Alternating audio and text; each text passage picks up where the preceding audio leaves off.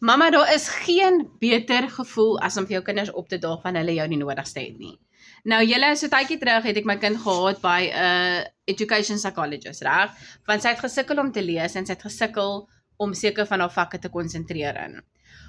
Ek het haar gaan vat en hulle toe voorgestel dat ek haar op 'n pilletjie sit vir konsentrasie. Nou hierdie pilletjie is redelik pricey en jy moet obviously dokter toe gaan vir 'n voorskrif want dit is 'n Schedule 5 medikasie.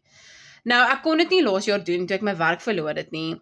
En dit was vir my moeilik om dit te doen, maar mens wil dit doen. Mense wil alles vir jou kinders doen om lewe vir hulle makliker te maak, om geleenthede vir hulle te gee.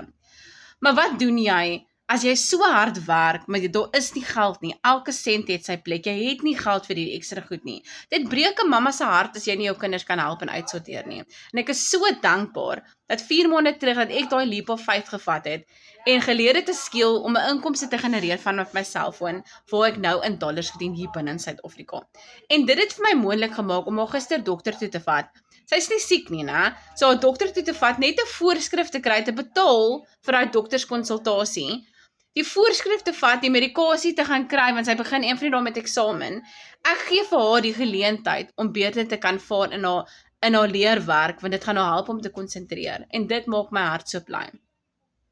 So mamma, as jy net meer vir jou kinders wil doen, jy wil vir jou kinders ook geleenthede gee, maar jy kan nie, want jou salaris is nie genoeg nie.